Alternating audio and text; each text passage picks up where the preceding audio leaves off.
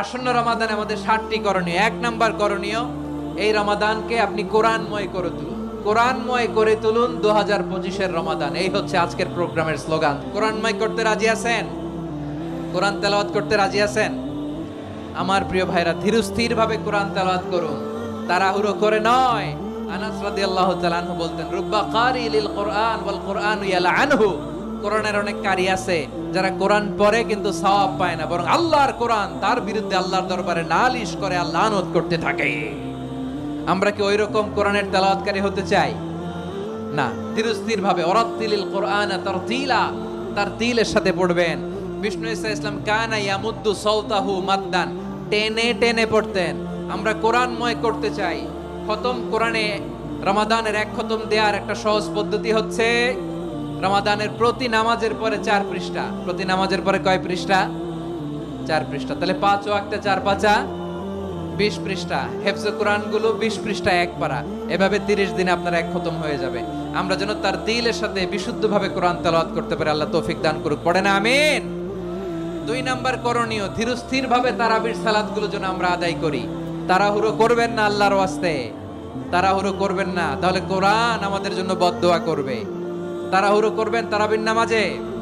তারাবির নামাজ সালাতুত তারাবিহ মানে বিশ্রামের নামাজ। আর আমরা পড়ি সালাতুল কিতার, রেলগাড়ির মতো নামাজ। না, এরকম করবেন না। ইমাম সাহেবদেরকে আশ্বস্ত করুন যে ইমাম সাহেবরা আমরা পিছনে আসি আপনাদের সাথে, আপনি আস্তে আস্তে পড়েন, তার দিলের সাথে পড়েন, ধীরস্থির ভাবে তারাবির সালাত পড়বেন। সারা তারাবির সালাতের রাকাত বিতর্ক এড়িয়ে চলুন। রাকাত নিয়ে বিতর্ক করবেন না। 8 রাকাত 20 রাকাত নিয়ে যে মারামারি এই দেশে, এটা শয়তানের ফন্দি। চিল্লায় বলেন, এটা কার ফন্দি? আমরা 20 রাকাত পড়ি, আপনারা হয়তো 8 রাকাত পড়েন, কোনো অসুবিধা নাই। আমরা যারা 20 রাকাত আমরা পড়তেছি, আমরা 20 রাকাতের কথাই বলি। 20 রাকাত আমরা পড়বো আজীবন। সৌদি আরবে মক্কা মদিনায় 20 রাকাত পড়ে, কোনো অসুবিধা নাই। অন্যান্য মসজিদগুলো 8 রাকাত পড়ে। এই নিয়ে এদের মধ্যে মারামারি আছে? হ্যাঁ। আর এই জন্য রাকাত বিতর্ক এড়িয়ে চলবেন। প্রিয় 3 নাম্বার, তাহাজ্জুদের সালাত আদায় করুন। বছরের অন্যান্য সময় উঠতে পারি না, অনেকে বলে হুজুর উঠতে পারি না, কিন্তু রমাদানে সাহারি খাওয়ার জন্য তো ওঠাই লাগে। কি বলেন? আল্লাহর হাবিব বলেন, তাসাহারু ফা ইন্না ফিস সাহুরি বারাকা। তোমরা সাহারি খেও, কেননা সাহারির ভেতরে বরকত ঢুকায় দিয়েছে কে? একটা খেজুর 1 গ্লাস পানি খেলেও সারা দিন আপনাকে তরতাজা রাখে কে? তো সাহারির জন্য যেহেতু উঠতেই হয়, সাহারি খাওয়ার আগে বা পরে 2 রাকাত 4 রাকাত তাহাজ্জুদ পড়া যাবে না। 4 নম্বরে, মুক্ত হস্তে দান করুন। মুক্ত হস্তে দান করুন। তোমরা মনে করো না যাকাত দিলে তোমাদের সম্পদ কমে যায়, এটা ভেবো না। বরং তোমরা আল্লাহর খুশির জন্য যে যাকাত দাও, তারপরে তোমার যে সম্পদ থাকে ওই সম্পদের মধ্যে প্রবৃদ্ধি দান করে কে? আপনি মনে করছেন দিলে কমে নাকি বাড়ে? বাড়ে।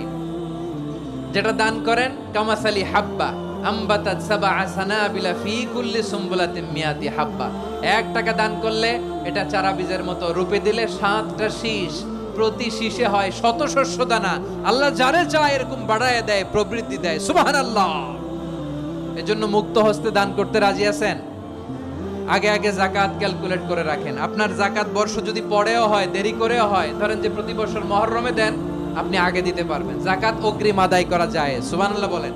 5 নাম্বার হচ্ছে কদর তালাশ করুন। রমজানের সবচেয়ে দামি সময়। বিষ্ণু বলেন, মান হরিমা খাইরাহা ফাকাদ হরিম। যে কদর মিস করলো সে সব মিস করলো। He is the loser.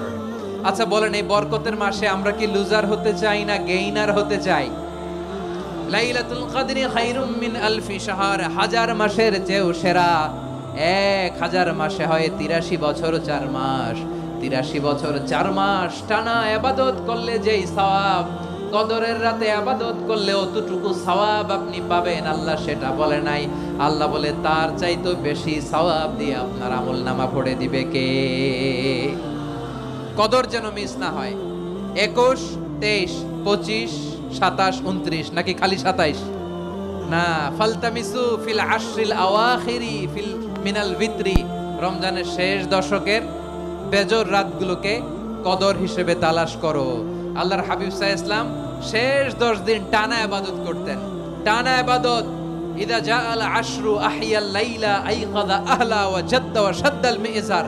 সারা রাত জেগে ইবাদতের নজির নবীজির নাই, শুধু রমজানের শেষ দশক ছাড়া। সুবহানাল্লাহ বলেন। নিজেও ঘুমাতেন না, ফাতেমা রাদিয়াল্লাহু তাআলা আনহু, আলী রাদিয়াল্লাহু তাআলা আনহু কাউকে ঘুমাতে দিতেন না, সবাইকে জাগিয়ে তুলতেন। আমরা সারা রাত জেগে ইবাদত করব, রাজি আছেন তো? কদর যেন আমাদের মিস না হয়, আজকে থেকেই ক্যালেন্ডারে মার্ক করে রাখেন। সব কাজ পেছনে ফেলে, সব ব্যস্ততাকে পেছনে ফেলে ইবাদতের জন্য আমরা প্রস্তুত থাকবো কদরের রাতে। কোনোভাবে কদর যেন আমাদের মিস না হয়, ইনশাআল্লাহ। বলেন তো সবাই। 6 নম্বরে পারলে ইতিকাফ করবেন। আল্লাহর হাবিব সাল্লাল্লাহু আলাইহি ওয়াসাল্লাম প্রতি বছর 10 দিন ইতিকাফ করতেন। যে বছর ইন্তেকাল করবেন সে বছর 20 দিন ইতিকাফ করেছেন। আপনি বলবেন হুজুর ইতিকাফ না করলে সমস্যা কি? আমার নবী একটা ইবাদত সারা জীবনেও ছাড়ে নাই, আর আপনি জীবনে একবারও করেন নাই। এবার হিসাব আপনার কাছে।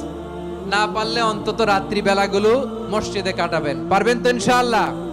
সব শেষে শিশু এবং নারীদের ব্যাপারে বিশেষ খেয়াল রাখবেন। শিশুদের রমাদানের ব্যাপারে উৎসাহ দেন, তাদের প্রস্তুতি নেওয়ান, তাদেরকে রোজা রাখতে দিবেন। আমার ভাইয়েরা এবং বোনেরা, পর্দার আড়ালে মায়েদেরকে বলবো, চাপাই নবাবগঞ্জের মায়েরা, একদিন 2 দিন না খেয়ে থাকলে আপনার ছেলে মেয়ে মারা যাবে না। ওদেরকে উৎসাহিত করেন, ওদের ছোট্ট যারা রাখতে দেন, বলেন যে বাবা সকাল থেকে দুপুর পর্যন্ত না খেয়ে থাকলে তোমার অর্ধেক রোজা, এরকম 2 দিন অর্ধেক মিলে তোমার 1 রোজা। এরকম আমি কত রোজা রাখছি ছোটবেলায়, কোনো হিসাবই নাই। আমার দাদি বলতো সকাল থেকে না খেয়ে দুপুর 12টা পর্যন্ত রাখলে নাকি অর্ধেক হয়, এরপরের দিন অর্ধেক, 2 অর্ধেক মিলে 1 রোজা। এটাতে আসলে রোজা হয় না, কিন্তু তাকে উৎসাহ দেয়া। ইফতার প্রোগ্রামগুলোতে নিবেন আমাদের বাচ্চাদেরকে, দেখবেন যে ওর ক্ষুধা লাগতেছে, খায় না, কারণ কেউ খায় না। একজন আজান দিচ্ছে, সবাই খেজুর নিয়ে ইফতার করতেছে। এই দৃশ্য, এই ট্র্যাডিশন, এই ইবাদত, এই তারবিয়া ওর আগামীর জীবনটাকে সুন্দর করবে। চিল্লায়া বলেন ঠিক কি না? এভাবে আগামীর প্রজন্মকে আমাদের গড়তে হবে। শিশুদের রোজার ব্যাপারে প্রস্তুতি নিন, উৎসাহ দিন। আর নারীদেরকে কষ্ট দিবেন না। সারা দিন পেঁয়াজু, আলুর চপ, বেগুনি, পাকোড়া, ছোলা, মুড়ি, শরবত, রুয়াবজা আছে না নাই, বানাতে বানাতে আমাদের বোনেরা কাহিল হয়ে যায়, আর তারাবি পড়তে পারে না, ইবাদত করতে পারে না। আমরা যেন আমাদের বোনদের প্রতি ইহসান করি। পারবেন তো সবাই? এই 7টি করণীয়